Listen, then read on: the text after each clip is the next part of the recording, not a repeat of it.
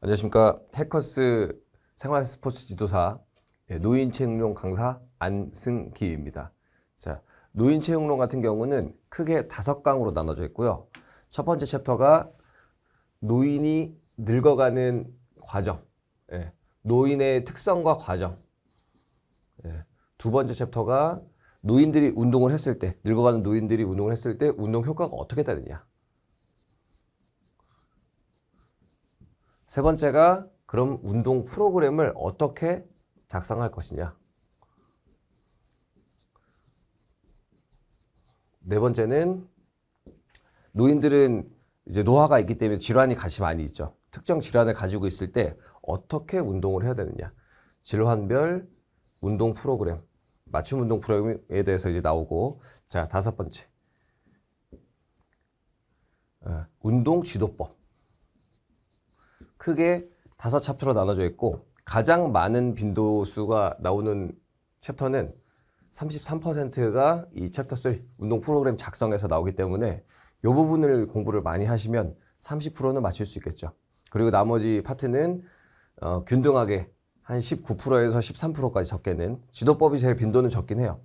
하지만 현장에서 실제로 여러분들이 노인 체육을 지도한다라고 하면은 챕터 4, 5가 아주 중요하겠죠. 그래서 이 부분, 내가 이제 실제 지도자다 그러면은 챕터 4번째, 5번째, 그리고 이제 합격률을 높이겠다. 세 번째 챕터를 집중적으로 공부하시고 첫 번째 챕터를 공부하시면 거의 다 연계되기 때문에 공부 전략을 챕터 3를 열심히 해라. 전반적으로 이제 들어가 보겠습니다. 자, 첫 번째 챕터 1. 노화의 이제 특성이죠. 노화의 특성. 우리가 늙어가는데 어떻게 늙어가느냐에 대한 내용이에요. 그래서 아주 어려운 내용이 아니기 때문에 편하게 읽어보시면 되고, 자, 가장 노화는 비가역적 손상이라고 합니다. 비가역적 손상.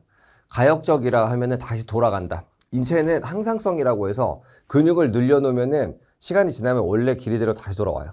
하지만 지속적으로 계속 스트레칭을 하면은 늘어난 채로 근육이 늘어나고 유연성이 확보가 되거든요.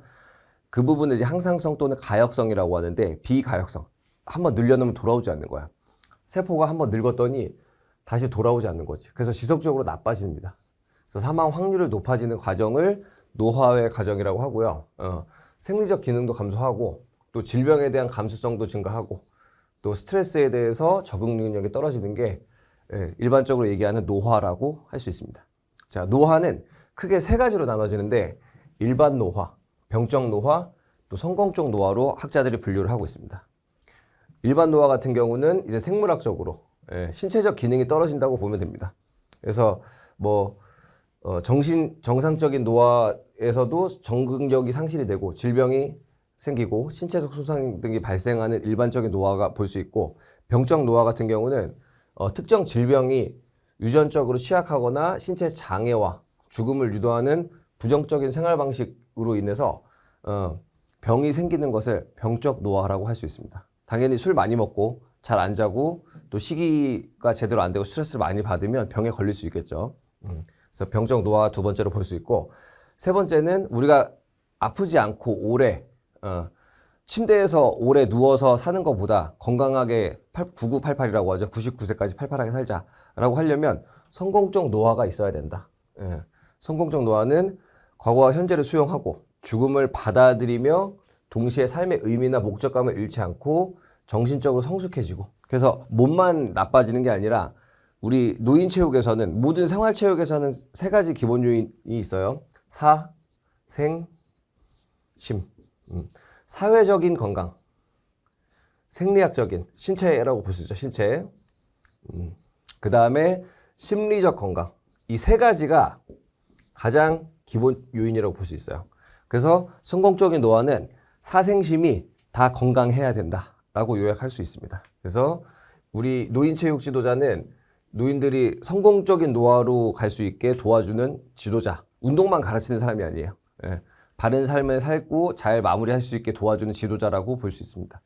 자, 그래서 노인의 정의는 가장 대표적인 게 우리 현행 법상 정년퇴직을 65세에 합니다. 그래서 65세 이상인 자를 모두 이제 노인이라고 하고요. 모두 뭐 국가 공무원, 그 다음에 이제 뭐 기업에 있는 직원들도 마찬가지로. 자, 그 다음에 이런 그 시간적인 노인의 기준 말고도 뭐 적절히 반응할 수 있는 조직 기능이 쇠퇴하고 있는 사람, 또 자체 통합력이 쇠퇴하고 있는 사람, 대부분 감퇴, 적응력이 떨어지는 사람, 이렇게 나와 있죠. 전체적으로 신체 기능과 정신적 기능과 사회적 기능이 떨어지는 사람을 노인이라고 정의할 수 있습니다. 이 부분은 참고사항이기 때문에 편하게 읽어보시면 될 것 같아요. 자, 노인도 그 연령별로 분류를 해봤더니 크게 4가지로 나누더라. 연령별로.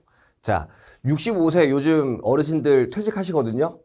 아마 현장에서 보시면은, 밖에서 보시면은 굉장히 젊고 짱짱한 걸 보실 거예요. 그래서 65세부터 10년간 74세까지를 영 올더라고 해서 연소 노인이라고 합니다. 젊은 노인이에요. 이런 분들은 사실은 젊은이들이랑 다를 게 없습니다. 요즘 너무 어르신들이 건강하기 때문에 젊은이들이 할 수 있는 일을 같이 할 수 있어요. 오히려 20, 30대보다 더 팔팔하고 건강하신 분들 많거든요.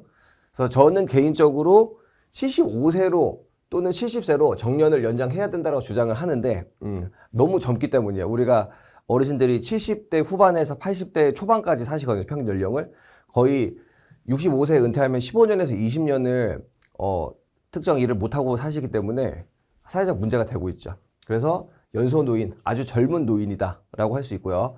자, 중고령 노인은 74세부터 84세, 75세부터. 자, 이때부터는 진짜 노인이에요. 전체적으로 좀 몸이 좀 다운되고 이때부터 자기가 원하는 취미 생활을 하시면서 즐겁게 이제 노인 생활을 지내시면 되는 좋은 시기라고 볼 수 있어요. 그리고 고령 올더 앤 올더라고 해서 고령 노인이죠. 고령 노인 같은 경우는 벌써 다른 사람들의 평균 수명을 넘어선 기간이라고 볼 수 있어요. 그래서 더 이상 실제로 일하기는 힘듭니다, 사실은. 그래서 이때도 신체적으로 노쇠하고 질병에 걸린 가 많기 때문에 가장 고단하고 외롭고 약한 노인이다라고 볼 수 있어요. 그리고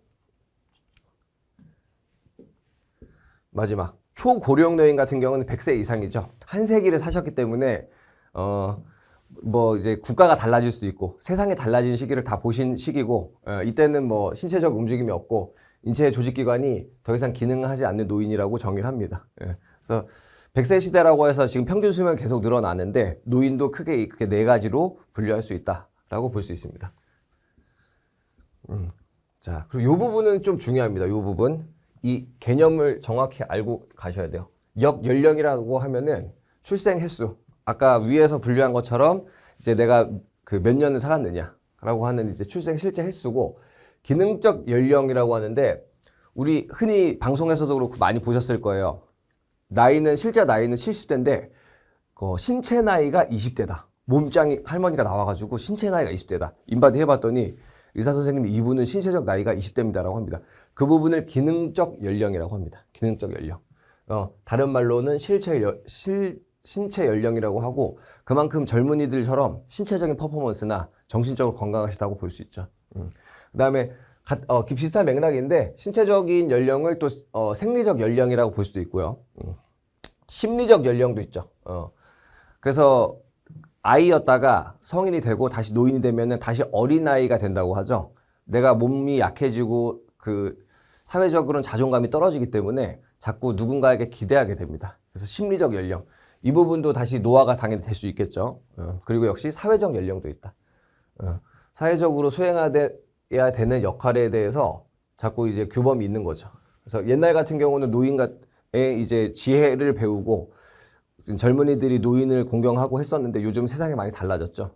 너무 정보가 많고 데이터가 많기 때문에 꼭 노인에게서만 지혜를 얻지 않기 때문에 예전이랑은 좀 많이 달라졌는데 과거에는 노인은 사회적 연령이 높고 좀 지혜를 배울 수 있는 존재였다라고 볼 수 있죠. 그래서 크게 나이라는 존재를 꼭 그 시간이라는 순서가 아니라 전체적인 기능적으로도 연령을 분류할 수 있다라고 볼 수 있습니다.